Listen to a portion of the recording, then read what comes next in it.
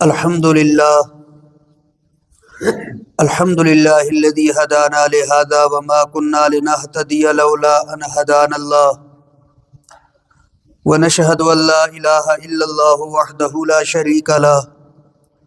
ونشهد أن سيدنا ومولانا محمدا عبده ورسوله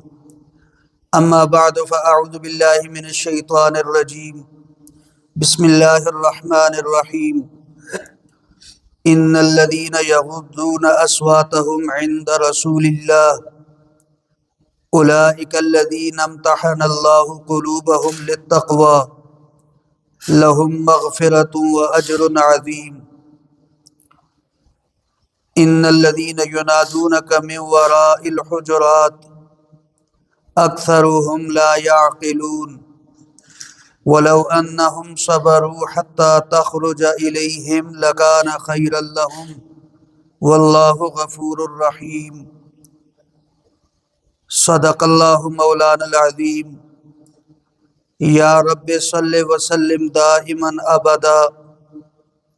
على حبيبك خير الخلق كلهم اللهم صل على محمد وعلى آل محمد كما صليت على إبراهيم وعلى آل إبراهيم إنك حميد مجيد اللهم بارك على محمد وعلى آل محمد كما باركت على إبراهيم وعلى آل إبراهيم إنك حميد مجيد۔ بزرگان محترم و برادران عزیز، میرے نوجوان دوستو، گزشتہ جمعۃ المبارک کی مجلس میں سورۃ الحجرات کی آیت نمبر 2 آپ کے سامنے پڑھی ہے۔ آیت نمبر 2 میں جو احکامات مجھے اور آپ کو ملتے ہیں، آیت نمبر 2 میں جو اسباق مجھے اور آپ کو حاصل ہوئے، گزشتہ مجلس میں آپ کے گوش گزار کیے گئے۔ آج کی اس مجلس میں آیت نمبر 3، آیت نمبر 4 اور آیت نمبر 5 پڑھی گئی ہے۔ گزشتہ مجلس میں آپ سے یہ گزارش کی گئی تھی کہ حضور علیہ الصلاۃ والسلام کی مجلس میں مسلمانوں کو اور صحابہ کرام کو اونچی آواز میں بات کرنے سے منع کیا گیا۔ پھر اس کے ساتھ ساتھ علماء کرام نے مزید مسائل میرے اور آپ کے لیے نکالے، مزید آداب مجھے اور آپ کو سکھائے۔ ان میں سے ایک اہم ادب یہ ہے کہ اپنے بڑوں کے سامنے اونچی آواز میں بات نہ کریں، اپنے حقداروں کے سامنے اونچی آواز میں بات نہ کریں،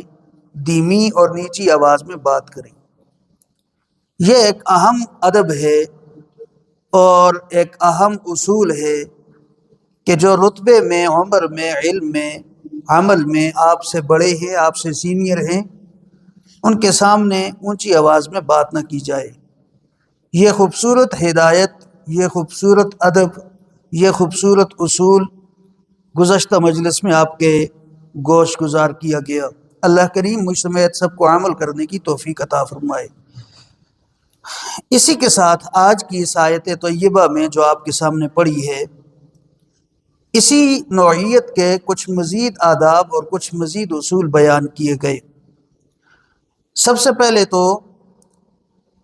ان لوگوں کی تعریف بیان کی گئی جو رسول اللہ صلی اللہ علیہ وسلم کی مجلس میں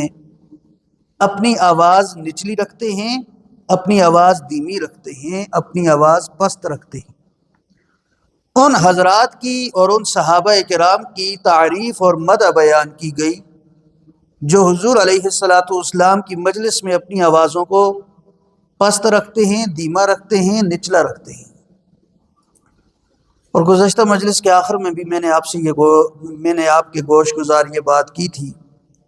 گزشتہ مجلس میں بھی آخر میں یہ بات میں نے آپ کے گوش گزار کی تھی کہ حضرت ابوبکر صدیق رضی اللہ تعالی عنہ نے جب یہ سنا کہ اللہ تعالیٰ نے مجلس رسول صلی اللہ علیہ وسلم میں مجلس نبوی میں اونچی آواز سے روک دیا ہے۔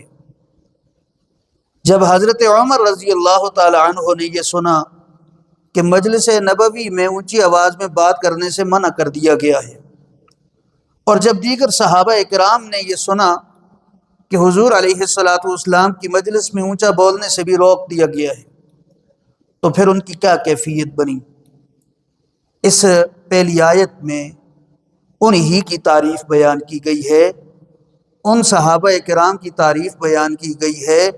کہ جنہوں نے اس آیت کو سن کر ہمیشہ ہمیشہ کے لیے اپنے یہ اصول بنا لیا کہ اب مجلس نبوی میں کبھی بھی اونچی آواز میں بات نہیں کریں گے۔ حضرت ابوبکر صدیق رضی اللہ تعالیٰ عنہ کے حوالے سے آپ گزشتہ مجلس میں سماعت فرما چکے ہیں کہ اس کے بعد انہوں نے قسم اٹھا لی کہ آج کے بعد میں رسول اللہ صلی اللہ علیہ وسلم سے کبھی بھی اونچی آواز میں مخاطب نہیں ہوں گا، کبھی بھی اونچی آواز میں بات نہیں کروں گا۔ اور پھر حضرت عمر رضی اللہ تعالیٰ عنہ کی یہ کیفیت ہو گئی کہ حضرت عمر رضی اللہ تعالیٰ عنہ اتنی پست آواز میں رسول اللہ صلی اللہ علیہ وسلم سے ہم کلام ہوتے کہ رسول اللہ صلی اللہ علیہ وسلم کو بسا اوقات دو دو تین تین مرتبہ بات پوچھنا پڑتی کہ آپ کیا بات کہنا چاہتے ہیں۔ اتنی پست آواز میں حضرت عمر رضی اللہ تعالیٰ عنہ جیسے جلیل القدر صحابی اور مسلمانوں کے خلیفہ دوم رسول اللہ صلی اللہ علیہ وسلم کے ساتھ اتنی پست آواز سے مخاطب ہوتے تھے۔ اور پھر ایک اور صحابی ہے جن کی تعریف اس آیت میں کی گئی، ان کا نام ہے ثابت بن قیس رضی اللہ تعالی عنہ۔ ثابت بن قیس رضی اللہ تعالی عنہ بھی ایک صحابی رسول ہیں، اور عجیب بات یہ ہے کہ اللہ تعالیٰ نے ان کی آواز فطری اور پیدائشی طور پر ہی بہت زیادہ اونچی پیدا کی، ان کی آواز ہی اونچی تھی۔ یہ آہستہ آواز میں بھی بات کرتے پھر بھی ان کی آواز بہت زیادہ اونچی تھی۔ آپ نے دیکھا ہوگا کچھ لوگوں کی آواز پست ہوتی ہے، پیدائشی طور پر ہی ان کی آواز کم ہوتی ہے، پست ہوتی ہے، دھیمی ہوتی ہے، اور جبکہ کچھ لوگ ایسے ہوتے ہیں جن کی آواز پیدائشی طور پر ہی بڑی ہوتی ہے، موٹی ہوتی ہے، زیادہ اونچی ہوتی ہے۔ حضرت بلال رضی اللہ تعالیٰ عنہ کے حوالے سے آپ سن چکے ہیں، کئی مرتبہ علماء کرام کی زبانی آپ نے سنا ہوگا کہ حضرت بلال رضی اللہ تعالیٰ عنہ کی آواز ویسے ہی اونچی تھی۔ کچھ لوگ تو اونچی آواز پیدا کرنے کے لیے زور لگاتے ہیں، ان کی قوت خرچ ہوتی ہے، توانائی اور انرجی خرچ ہوتی ہے، تب جا کر ان کی زبان سے، ان کے منہ سے، ان کے گلے سے اونچی آواز نکلتی ہے۔ کچھ لوگ ایسے ہوتے ہیں وہ بغیر زور لگائے کوئی بات کرتے ہیں تو ان کی آواز اونچی سننے میں آتی ہے، ان کی آواز ہوتی اونچی ہے، فطری اونچی ہے۔ تو حضرت ثابت بن قیس رضی اللہ تعالیٰ عنہ یہ وہ صحابی ہیں جن کی پیدائشی طور پر آواز ہی اونچی تھی۔ جب انہوں نے سنا کہ رسول اللہ صلی اللہ علیہ وسلم کے ساتھ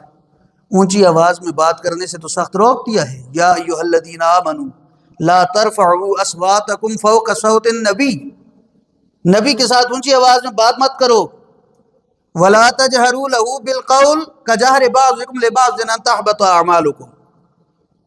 اور نبی کے ساتھ اس طرح بات چیت نہ کرو جس طرح آپ اپنے دوستوں کے ساتھ بات چیت کرتے ہو، آپ آپس میں بات چیت کرتے ہو، اس طرح نبی کے ساتھ اتنی اونچی آواز میں بات مت کرو، کہیں ایسا نہ ہو آپ کے سارے اعمال ضائع ہو جائیں، آپ کی نماز ضائع، تلاوت ضائع، جہاد ضائع ہو جائے، تبلیغ ضائع ہو جائے، رمضان کے روزے ضائع ہو جائیں، اعتکاف ضائع ہو جائے، حج ضائع ہو جائے، جتنے بھی اعمال کرتے ہو وہ سارے کے سارے کہیں ایسا نہ ہو ضائع ہو جائیں، مراقبے ضائع ہو جائیں، کائنات کے نظام میں غور و فکر کرنا، اللہ کی قدرتوں میں غور و فکر کرنا کہیں ایسا نہ ہو ضائع ہو جائے۔ اس لیے نبی کے ساتھ جب بھی بات کریں اونچی آواز میں بات نہ کریں، دھیمی آواز میں، پست آواز میں بات کریں، اور نبی کے ساتھ جب بھی بات کریں اس طرح بات نہ کریں جس طرح آپ اپنے دوستوں کے ساتھ، اپنے تعلق داروں کے ساتھ، بے تکلف لوگوں کے ساتھ آپ بات چیت کرتے ہیں، اس طرح نبی کے ساتھ بات نہ کریں۔ تو حضرت ثابت بن قیس رضی اللہ تعالیٰ عنہ نے جب یہ سنی یہ آیت کہ نبی کے ساتھ اونچی آواز میں بات کرنے سے سختی کے ساتھ روک دیا گیا ہے، اور جس طرح ہم آپس میں بات چیت کرتے ہیں، گفتگو کرتے ہیں، اس طرح نبی کے ساتھ گفتگو سے روک دیا گیا ہے، اور ساتھ یہ وعید بھی سنائی ہے کہیں ایسا نہ ہو تمہارے اعمال ضائع ہو جائیں اور تمہیں اس کا پتہ بھی نہ چلے۔ تو حضرت ثابت بن قیس رضی اللہ تعالیٰ عنہ بہت زیادہ پریشان ہو گئے، بہت زیادہ پریشان ہو گئے، فکر مند ہو گئے کہ میری تو پیدائشی طور پر آواز ہی اونچی ہے، میں تو اسی آواز میں رسول اللہ صلی اللہ علیہ وسلم کے ساتھ بات چیت کرتا رہا ہوں، میرے تو اعمال گئے، ضائع ہو گئے۔ اللہ تعالیٰ نے یہ وعید سنا دی، تو میری تو آواز ہی اونچی ہے، اس کا معنی تو یہ ہوا کہ میرے اعمال تو ضائع ہو گئے۔ اور پھر ان کو بڑا افسوس ہوا، اتنا افسوس ہوا، اتنا افسوس ہوا کہ میں اور آپ ان کے اس افسوس کا تصور بھی نہیں کر سکتے کہ رسول اللہ صلی اللہ علیہ وسلم کے ساتھ ہم محبت کرتے ہیں،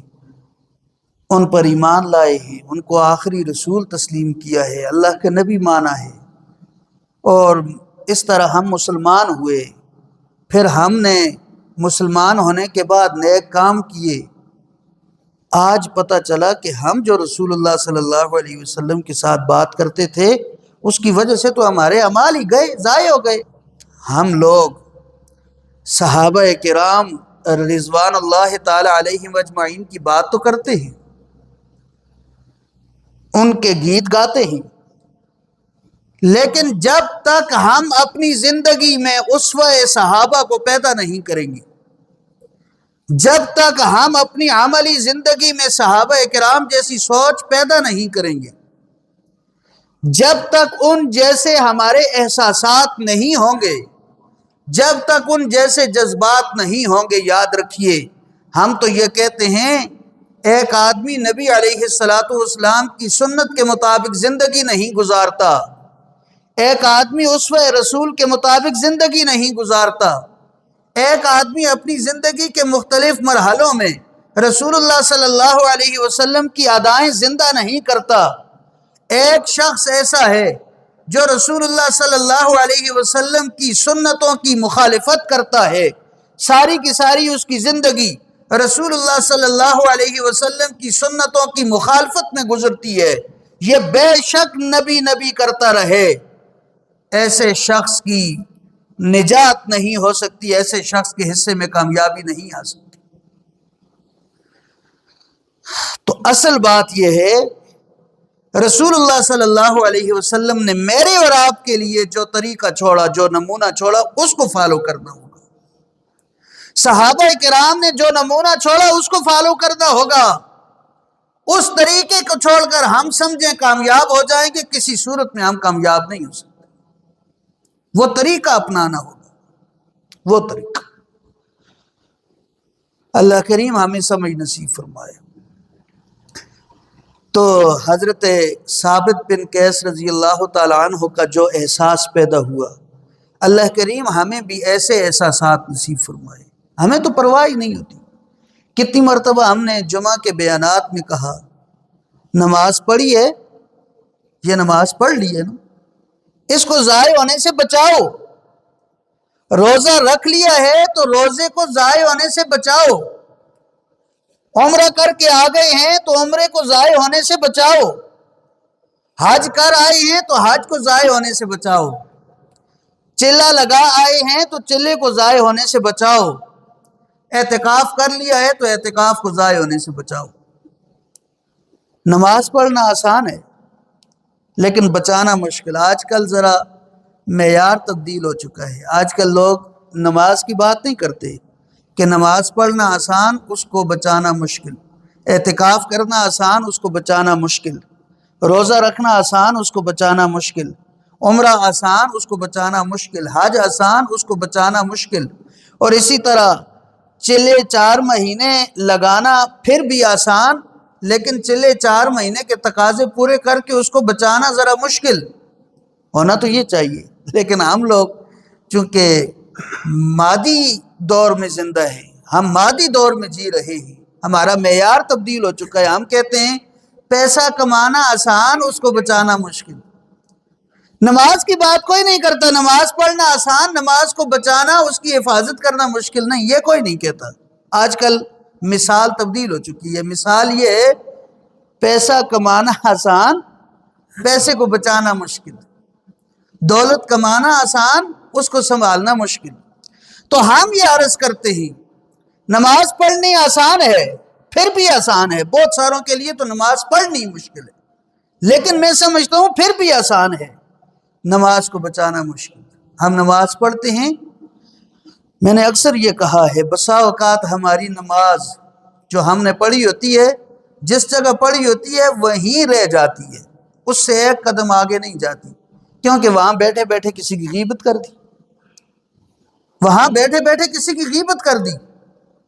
نماز ضائع ہو گئی۔ دو قدم چلے، چلتے چلتے کسی پر بہتان لگا دیا، نماز ضائع ہو گئی۔ کچھ لوگ ایسے ہیں زیادہ سے زیادہ وہ دروازے تک پہنچاتے ہیں نماز کو، کچھ ایسے ہیں جو آگے روڈ تک پہنچاتے ہوں گے، کچھ ایسے ہیں جو آگے گھر کے دروازے تک پہنچاتے ہوں گے، بہت کم ایسے ہیں جو گھر پہنچتے ہیں اور ان کی نماز محفوظ ہو جاتی ہے، ضائع ہونے سے بچ جاتی ہے۔ تو اپنے جو اعمال ہیں ان کو سنبھالنے کی فکر ہو، ان کو ضائع ہونے سے بچانے کی فکر ہو، اللہ کریم ایسی فکر نصیب فرمائے۔ تو حضرت ثابت بن قیس رضی اللہ تعالیٰ عنہ، ان کو اپنے اعمال کی فکر تھی، یہ فکر دامن گیر ہو گئی کہ میری تو آواز اونچی ہے، میں اس آواز میں رسول اللہ صلی اللہ علیہ وسلم کے ساتھ بات چیت کرتا رہا ہوں، اور میری آواز اونچی ہونے کی وجہ سے اللہ تعالیٰ نے کہہ دیا ہے اونچی آواز میں بات کرنے کی وجہ سے اعمال ضائع، تو میرے تو اعمال ضائع ہو گئے۔ اتنے دل گرفتہ ہوئے، اتنے پریشان ہوئے کہ گھر میں بیٹھ گئے، گھر میں بیٹھ گئے، مسجد نبوی میں بھی نہیں آتے۔ کیوں نہیں آتے؟ سوال یہ ہے، مسجد نبوی میں رسول اللہ صلی اللہ علیہ وسلم کے پاس کیوں نہیں آتے؟ اس لیے نہیں آتے میری آواز اونچی ہے، اونچی آواز میں رسول اللہ صلی اللہ علیہ وسلم کے ساتھ بات چیت ہو جائے گی تو اعمال ضائع ہو جائیں گے۔ اپنی اونچی آواز کی وجہ سے گھر سے اٹھ کر مسجد نبوی میں نہیں آ رہے، اس لیے کہ کہیں ایسا نہ ہو مجھے گفتگو کا موقع مل جائے اور میری آواز چونکہ اونچی ہے، اس اونچی آواز میں بات کروں گا اعمال ضائع ہو جائیں گے، مجھے فائدہ کیا ہوگا؟ چند دن گزرے، رسول اللہ صلی اللہ علیہ وسلم نے ان کے ایک پڑوسی سے پوچھا کہ مجھے بتاؤ وہ ثابت بن قیس نظر نہیں آ رہے کافی دنوں سے، کیا بات ہے؟ ثابت بن قیس نظر نہیں آ رہے، کافی دنوں سے مسجد میں حاضر نہیں ہوئے، ان کی طبیعت ٹھیک ہے؟ کیا مسئلہ ہے؟ کہیں سفر درپیش ہے؟ سفر پر روانہ ہو چکے ہیں؟ کیا مسئلہ ہے؟ کافی دنوں سے غیر حاضر ہیں، آئے نہیں ہیں۔ تو اس پڑوسی نے رسول اللہ صلی اللہ علیہ وسلم کو بتایا اس بات کا علم نہیں ہے کہ مسجد نبوی میں کیوں نہیں آ رہے، لیکن میں نے بازار میں راستے میں دائیں بائیں ان کو چلتے پھرتے تو دیکھا ہے، گھومتے پھرتے نظر آ رہے ہیں، فلاں فلاں وقت میں نے ان کو بازار میں دیکھا ہے، فلاں وقت میں راستے میں دیکھا ہے، فلاں جگہ دیکھا ہے، فلاں جگہ دیکھا ہے، ہیں ٹھیک ٹھاک ہیں، بیمار ہوتے تو چارپائی پہ ہوتے، پتہ نہیں کیوں نہیں آ رہے۔ ادھر رسول اللہ صلی اللہ علیہ وسلم نے اس کے پڑوسی سے یہ پوچھا کہ وہ ثابت بن قیس نظر نہیں آ رہے، اور دوسری طرف ایک اور صحابی ہیں حضرت عاصم بن عدی رضی اللہ تعالی عنہ، ایک دفعہ راستے سے گزر رہے تھے، عجیب بات آپ کو میں بتا رہا، عجیب واقعہ آپ کو سنا رہا۔ حضرت عاصم راستے سے گزر رہی، دیکھا تو راستے کے کنارے ایک شخص اپنے زانوں پر، اپنے گھٹنوں پر سر رکھا ہوا ہے، سر جھکا کے بیٹھا ہوا ہے، سر اوپر اٹھاتا بھی نہیں، ادھر ادھر دیکھتا بھی نہیں، کسی کے ساتھ بات چیت بھی نہیں کرتا، خاموش ہے، بالکل ساکت اور جامد۔ حضرت عاصم رضی اللہ تعالیٰ عنہ، حضرت عاصم بن عدی رضی اللہ تعالیٰ عنہ فرماتے ہیں میں اس کے قریب گیا، جب میں تھوڑا سا قریب گیا تو مجھے رونے کی آواز آئی، وہ آدمی سر جھکائے رو رہا ہے اور ہچکیاں بندھی ہوئی ہیں۔ میں نے پوچھا اے اللہ کے بندے، تو یہاں کیوں پریشان بیٹھا ہے، کیوں رو رہا ہے، کیا وجہ ہے، کیا مسئلہ کیا ہے؟ انہوں نے سر اٹھایا، حضرت عاصم نے دیکھا تو وہ ثابت بن قیس رضی اللہ تعالیٰ عنہ تھے۔ سر اٹھا کر کہا میری ساری زندگی کی کمائی ضائع ہو گئی، اس وجہ سے رو رہا۔ حضرت عاصم نے پوچھا کیسے ضائع ہو گئی، آپ نے وہ کون سا کام کر لیا ہے جس کی وجہ سے آپ سمجھتے ہیں ساری زندگی کی کمائی اور ساری زندگی کے نیک اعمال ضائع ہو گئے؟ آپ سے کون سا ایسا قصور ہو گیا، کون سا ایسا گناہ ہو گیا؟ انہوں نے کہا قصور تو مجھ سے بہت بڑا ہو گیا ہے، مجھے اس کا اندازہ ہے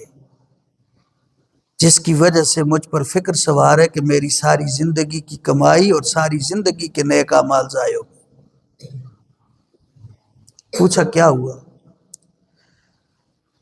کہا آپ رسول اللہ صلی اللہ علیہ وسلم کے پاس جائیں اور ان کو جا کر میرا حال بتائیں، میں تو بہت پریشان ہوں، میری آواز اونچی ہے، میں اسی اونچی آواز میں رسول اللہ صلی اللہ علیہ وسلم کے ساتھ بات چیت کرتا رہا ہوں، ابھی کچھ ہی دن ہوئے قرآن کی آیت سنی، یا ایھا الذین آمنوا لا ترفعوا اصواتکم فوق صوت النبی، اے ایمان والو نبی کی آواز سے اپنی آواز اونچی نہ کرو، ولا تجہروا لہ بالقول، اونچی آواز میں ان کے ساتھ بات چیت نہ کرو، کجہر بعضکم لبعض، جس طرح تم آپس میں ایک دوسرے کے ساتھ بات چیت کرتے ہو اس طرح بات چیت نہ کرو، کہیں ایسا نہ ہو اونچی آواز میں نبی کے ساتھ بات کرنے کی وجہ سے تمہارے اعمال نہ ضائع ہو جائیں۔ تو میری تو آواز ہی اونچی ہے، میں تو رسول اللہ کے ساتھ اسی طرح اونچی آواز میں باتیں کرتا رہا ہوں، مجھے لگا میرے اعمال ضائع ہو گئے، اس وجہ سے رو رہا ہوں۔ حضرت عاصم فوراً گئے رسول اللہ صلی اللہ علیہ وسلم کے پاس کہ آپ اس کو بلائیں، حوصلہ دیں، یہ جان بوجھ کر تو یہ آپ کے ساتھ اونچی آواز میں بات نہیں کرتا رہا، اس کی آواز ہی اونچی ہے، آپ ثابت بن قیس کو بلائیں اپنی مجلس میں، ان کے سر پر دلاسا دیں، ان کو حوصلہ دیں، تسلی دیں، اور ان سے کہیں آپ کے اعمال نہیں ضائع ہوئے، آپ جان بوجھ کر تو اونچی آواز میں بات نہیں کرتے رہے، آپ کی آواز ہی اللہ تعالیٰ نے اونچی پیدا کی، آپ کے لیے کوئی مسئلہ نہیں ہے۔ حضرت عاصم وہاں سے اٹھے رسول اللہ صلی اللہ علیہ وسلم کی طرف، اور دوسری طرف حضرت ثابت بن قیس وہاں سے اٹھے اپنے گھر گئے۔ حدیث کی کتابوں میں یہ واقعہ لکھا ہوا، اور اس آیت کے ذیل میں لکھا ہوا ہے تفاسیر میں، گھر گئے پریشان ہیں، میری زندگی کی کمائی اور اعمال ضائع ہو گئے۔ جب گھر گئے تو ان کے گھر میں ایک باڑہ تھا جس میں اونٹ وغیرہ باندھتے تھے یا گھوڑا وغیرہ باندھتے تھے، وہ باڑہ تھا باڑہ۔ انہوں نے اپنی بیوی کو بلایا، بیوی آئی، بیوی سے کہا بس مجھ سے سوال جواب نہ کرنا، جو بات میں کہہ رہا ہوں اس بات پر عمل کرنا، جو ہدایت میں دے رہا ہوں، جو آرڈر میں دے رہا ہوں اس پر عمل کرنا، سوال جواب نہ کرنا، مجھے پتہ ہے میرے ساتھ کیا کیفیت ہے۔ باڑے میں اندر گئے اور بیوی سے کہا اس کے دروازے بند کرو اور باہر سے لوہے کی کیل لگا کر مستقل بنیادوں پر اس دروازے کو بند کر دو، میں اب باہر آنے والا نہیں۔ اس نے پوچھا کہ مسئلہ کیا ہے؟ اس نے کہا بس اس مسئلے کو چھوڑیں، میری زندگی کی کمائی برباد ہو گئی ہے، میرا بہت بڑا نقصان ہو گیا ہے، آپ کو کیا پتہ، بس جو میں کہوں وہ کام کرو، دروازے کے دونوں کواڑ بند کرو اور لوہے کی کیل لگا کر مستقل بند کر دو۔ اتنے پریشان ہو گئے حضرت ثابت بن قیس رضی اللہ تعالیٰ، اب وہ بند ہو گئے اندر باڑے میں، خود کو خود ہی بند کروا دیا۔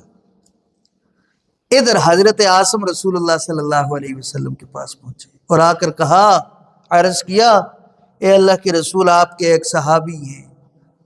چند دن قبل انہوں نے ایک آیت سنی ہے کہ نبی کے ساتھ اونچی آواز میں بات نہ کرو، کہیں تمہارے اعمال ضائع نہ ہو جائیں۔ اس وجہ سے وہ اتنے پریشان ہیں، میں نے راستے میں بیٹھے ہوئے دیکھیں، کچھ پتہ نہیں ہے، پاس سے کوئی گزر رہا ہے، کوئی آ رہا ہے، کوئی جا رہا ہے،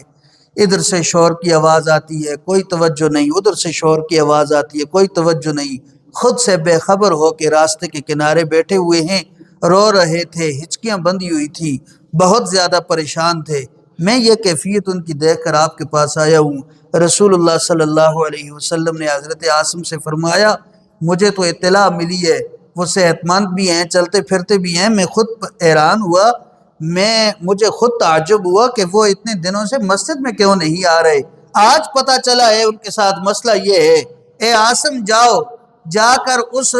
ثابت بن قیس کو حوصلہ دو، تسلی دو میری طرف سے، اور اس کو میرے پاس لے کر آؤ، میں خود اس کے سر پر دلاسا دوں، میں اس کو حوصلہ دوں۔ اس کی تو ویسے ہی آواز اونچی ہے، وہ تو آہستہ آواز میں بھی بات کرنا چاہے پھر بھی اس کی آواز اونچی ہے، اس کو حوصلہ دینا ہے، تسلی دینی ہے، اس کو لے کر میرے پاس حاضر ہونا ہے، میں خود اس کے سر پر دلاسا دوں گا، میں خود اس کو حوصلہ دوں گا، اس کو صبر کی تلقین کروں گا اور اس کو خوش کروں گا کہ تیرے اعمال ضائع نہیں ہوئے، تیری تو آواز ہی اللہ تعالیٰ نے پیدائشی اونچی رکھی ہے، تیرے اعمال ضائع نہیں ہوئے۔ اور ساتھ ساتھ یہ بھی بتا دو اس ثابت بن قیس کو کہ اللہ تعالیٰ نے تیرا جو ٹھکانہ ہے وہ جنت میں بنا دیا ہے۔ میرے محترم دوستو، حضرت عاصم وہاں گئے اور ان کو یہ ساری بات بتائی، انہوں نے کہا دروازہ کھولو۔ حضرت عاصم کے ساتھ وہ مجلس نبوی میں حاضر ہوئے، رسول اللہ صلی اللہ علیہ وسلم کے پاس۔ رسول اللہ صلی اللہ علیہ وسلم نے ان کو حوصلہ دیا، تسلی دی، اے ثابت، پریشان ہونے کی ضرورت نہیں ہے، تیرے لیے اللہ تعالیٰ نے جنت میں ٹھکانہ بنا دیا ہے، تیری تو آواز اللہ تعالیٰ نے پیدائشی ہی اونچی رکھی ہے، تو اپنی طرف سے آواز کو اونچا نہیں کرتا، اللہ تعالیٰ نے تیری آواز اونچی رکھی ہے، تو جس طرح بھی بات چیت کرتا ہے تیرے لیے کوئی مسئلہ نہیں ہے، نہ تیرے اعمال ضائع ہوئے۔ تب جا کر حضرت ثابت بن قیس کو تھوڑا سا حوصلہ ہوا، ذرا تسلی ہوئی، ورنہ تو ان کی جو حالت تھی وہ میں نے آپ کو بتا دی ہے، کتنے پریشان ہو گئے تھے، دل گرفتہ ہو گئے تھے۔ اللہ کریم ہمیں حضرت ثابت بن قیس رضی اللہ تعالیٰ عنہ، حضرت ابوبکر صدیق رضی اللہ تعالیٰ عنہ، حضرت عمر رضی اللہ تعالیٰ عنہ نے جو طرز عمل اپنایا، اللہ کریم مجھے اور آپ کو وہ طرز عمل اپنانے کی توفیق عطا فرمائے۔ خلاصہ یہ ہے دوستو، ہمارے جو حقدار ہیں، ہمارے جو بڑے ہیں، ہمیں سبق کیا ملا ہے؟ سبق یہ ملا ہے کہ آپ کے جو بڑے ہیں، آپ کے جو حقدار ہیں، ان کے ساتھ اونچی آواز میں بات نہیں کرنی۔ اللہ تعالیٰ نے یہ آیت اتار کر مجھے اور آپ کو ایک پیغام دیا، پیغام یہ دیا کہ جو تمہارے حقدار ہیں، بڑے ہیں، عمر کے اعتبار سے بڑے ہیں، عمل کے اعتبار سے بڑے ہیں، تجربے کے اعتبار سے بڑے ہیں، کسی بھی لحاظ سے تم سے جو بڑے ہیں، تمہارے حقدار ہیں، ان کے سامنے اونچی آواز میں بات نہیں کرنی، والد کے سامنے اونچی آواز میں بات نہیں کرنی، والدہ کے سامنے اونچی آواز میں بات نہیں کرنی، اپنے اساتذہ کے سامنے اونچی آواز میں بات نہیں کرنی، اور اسی طرح اپنے چاچو کے سامنے اونچی آواز میں بات نہیں کرنی، اپنے سسر کے سامنے اونچی آواز میں بات نہیں کرنی، اور جو والدین ہیں ان کے سامنے اونچی آواز میں بات نہیں کرنی، دیگر جو حقدار ہیں، رشتہ دار ہیں، ان کے سامنے اونچی آواز میں بات نہیں کرنی، اپنی آواز کو دھیما رکھنا ہے۔ اللہ کریم ہمیں یہ باتیں سمجھنے کی توفیق عطا فرمائے۔ تو صحابہ کرام کی مثال دے کر اللہ تعالیٰ نے مجھے اور آپ کو یہ پیغام دیا، جس طرح صحابہ کرام آہستہ آواز میں بات کرتے تھے، پست آواز میں، دھیمی آواز میں بات کرتے تھے، اے مسلمانوں تمہارے لیے بھی یہی طریقہ ہے، اپنے بڑوں کے سامنے اپنی آوازوں کو نیچا رکھنا ہے، دھیما رکھنا ہے۔ اللہ کریم سمجھ نصیب فرمائے۔ ان صحابہ کرام کی تعریف اور توصیف اللہ تعالیٰ نے کس انداز میں فرمائی؟ فرمایا ان الذین یغضون اصواتهم عند رسول اللہ، جو لوگ رسول اللہ صلی اللہ علیہ وسلم کے سامنے اپنی آوازوں کو نیچے رکھتے ہیں، اولئک الذین امتحن اللہ قلوبهم للتقوی، ایسے لوگوں کے دلوں کو اللہ تعالیٰ نے تقوی کے لیے چن لیا ہے، منتخب کر لیا ہے۔ یہ حضرت ابوبکر صدیق، حضرت عمر اور حضرت ثابت بن قیس کی تعریف بیان کی کہ جو آیت اترنے کے بعد اپنی آوازوں کو دھیما رکھتے ہیں، صحابہ کرام اپنی آوازوں کو پست رکھتے ہیں، بڑوں کے سامنے پست آواز میں بات چیت کرتے ہیں، اللہ تعالیٰ نے ایسے لوگوں کے دلوں کو تقوی کے لیے چن لیا ہے، پرہیزگاری کے لیے چن لیا ہے۔ لہم مغفرۃ و اجر عظیم، ان کے لیے بخشش بھی ہے اور ان کے لیے بہت بڑا اجر بھی اللہ تعالیٰ کے ہاں تیار ہے۔ اللہ کریم ہمیں بھی اپنی آوازیں پست رکھنے کی توفیق عطا فرمائے، اور جو اجر اور جو بخشش جس کا وعدہ اللہ تعالیٰ نے کیا ہے پست آواز والوں کے لیے، اللہ کریم ہمیں بھی یہ جو فوائد اور یہ جو ثمرات ہیں مجھ سمیت سب کو نصیب فرمائے۔ پست آواز میں، دھیمی آواز میں، والدین کے حوالے سے تو یہاں تک آتا ہے اگر ان میں سے کوئی ایک یا دونوں، اما یبلغن عندک الکبر احدہما او کلاہما، والدین میں سے ایک یا دونوں بوڑھے ہو جائیں، فلا تقل لہما اف، ان کے سامنے منہ تک بھی نہیں کرنا، اف تک بھی نہیں کرنا۔ والدین بوڑھے ہو جائیں، بڑی عمر کے ہو جائیں، اما یبلغن عندک الکبر احدہما او کلاہما، ایک یا دونوں بوڑھے ہو جائیں، فلا تقل لہما اف، تو والدین کے سامنے اف بھی نہیں کہہ سکتے، اف بھی نہیں کر سکتے۔ اونچی آواز میں باتیں کرنا تو دور، اف تک نہیں کہہ سکتے، ہوں بھی نہیں کر سکتے۔ اور ساتھ ساتھ میں جو والدین ہیں میں ان سے بھی یہ گزارش کروں، یہ کب اف نہیں کریں گے؟ ویسے تو کرتے ہیں جب آپ ان کی صحیح طریقے سے تربیت کریں گے، صحیح طریقے سے۔ لیکن مسئلہ یہ ہے، آ گئے ہیں موبائل، آپ کہیں گے مولانا صاحب موبائل کو آپ نہیں چھوڑتے، موبائل کو کیسے چھوڑ سکتے؟ یہ موبائل آ گئی، اور کئی مرتبہ میں نے کہا ہم جب بچپن میں ہوتے تھے نا چھوٹے چھوٹے، موبائل تو نہیں تھے اس وقت، تو مغرب کے بعد وقت ہوتا تھا چولہے کے پاس بیٹھنے کا یا کچن کے آس پاس بیٹھنے کا، وہاں دادی اماں ہوتی، وہ ہمیں کہانیاں سناتے، اور کہانیاں ایسی بے بنیاد کہانیاں نہیں، ایسی کہانیاں جن کہانیوں میں اولاد کے لیے سبق ہوتا تھا، وہ سبق سناتی تھی، وہ کہانیاں سناتی تھیں، اور ان کہانیوں سے ہمارے لیے سبق نکالتی تھی۔ سچائی پر کہانی سنائی، وعدہ پورا کرنے کے حوالے سے کہانی سنائی، دیانتداری کے حوالے سے کہانی سنائی، دوسرے موضوعات کے حوالے سے کہانی سنائی، شرم و حیا کے حوالے سے کہانی سنائی۔ تو اس طرح بچپن میں بچوں کی تربیت ہوتی رہتی تھی۔ اب پہلے تو والدین میں سستی آ گئی ہے، اور اگر والدین سست نہ بھی ہوں تو یہ جو اولاد ہے ان میں سستی آ گئی ہے۔ موبائل لے کے ایک اس کونے میں بیٹھا ہوتا ہے، ایک اس کمرے میں بیٹھا ہوا ہوتا ہے۔ کون آج کل دادی اماں کے قریب آتا ہے؟ کون آج کل دادا باجی کے قریب آتا ہے؟ کون ماں کے قریب آتا ہے؟ کون والد کے قریب آتا ہے؟ بس موبائل ہے، موبائل لے کے اپنے صوفے پر کسی کمرے میں بیٹھ جاتے ہیں، کوئی راستے کے کنارے بیٹھ جاتے ہیں، کوئی دکانوں پر بیٹھ جاتے ہیں، کوئی کہاں بیٹھ جاتا ہے، کوئی کہاں بیٹھ جاتا ہے۔ موبائل سے فرصت ہی نہیں ملتی بچوں کو۔ تو ماحول بنائیں، اولاد کو بھی چاہیے اپنے والدین کے پاس بیٹھے دیں، تربیت حاصل کریں، تعلیم حاصل کریں، سمجھ بوجھ کی باتیں سیکھیں، اور والدین کو بھی چاہیے اپنی ذمہ داری کا احساس کریں، اپنی ذمہ داری پوری کریں، اور اپنی اولاد کی صحیح نیج پر تربیت کریں۔ کوشش کریں جہاں اولاد سے کوئی غلطی ہو اچھے اسلوب میں، اچھے انداز میں، یہ نہیں ہے کوئی غلطی ہو جائے انسان گالیاں دینا شروع کر دے، نہیں، اچھے انداز سے اس وقت مناسب ہو اسی وقت ٹوکیں یہ آپ نے غلطی کی ہے۔ اگر اس وقت مناسب نہ ہو بات ذہن میں رکھیں، کسی مناسب وقت میں اپنی اولاد کو پاس بٹھائیں، دیکھیں بیٹا آپ نے فلاں وقت میں فلاں غلطی کی ہے، یہ غلطی آپ سے نہیں ہونی چاہیے۔ اس طرح جب آپ تربیت کرتے رہیں گے تو آپ کی اولاد کی پالش ہوگی، آپ کی اولاد کی تربیت ہوگی، اور پھر یہ اولاد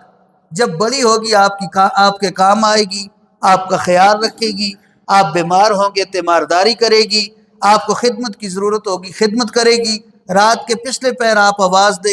دیں گے تو یہ اولاد آپ کی اس آواز پر لبیک کہتے ہوئے اپنے گرم بستر کو چھوڑ دے گی، فوراً آپ کا حکم پورا کرنے کے لیے آپ کے انتظار میں ہوگی اور آپ کے سامنے کھڑی ہوگی۔ لیکن جب تربیت نہیں ہوگی تو کوئی والدہ اپنی اولاد کو آواز دیتا رہے گا، وہ کہے گا ابھی 1 گھنٹے کے بعد ہم جاگ رہے ہیں، ویسے بھی نماز کے لیے سارے جاگیں گے، ابو جی امی جان جو کام ہوا انشاءاللہ ہم پورا کریں گے، پھر ٹائم دیں گے، صحیح تربیت نہیں ہوگی۔ تو اس لیے میری آپ سے گزارش ہے والدین اپنی ذمہ داریاں پوری کریں اور جو اولاد ہے وہ اپنی ذمہ داریاں پوری کرے۔ اللہ کریم ہمیں نچلی آواز رکھنے کی توفیق عطا فرمائے، دھیمے لہجے میں دوسرے کے ساتھ بات چیت کرنے کی توفیق عطا فرمائے، اور خاص طور پر اپنے بڑوں کے سامنے دھیمے لہجے میں پست آواز میں بات چیت کرنے کی، گفتگو کرنے کی توفیق عطا فرمائے۔ ھذا ھو المرام واللہ اعلم بحقیقت الکلام۔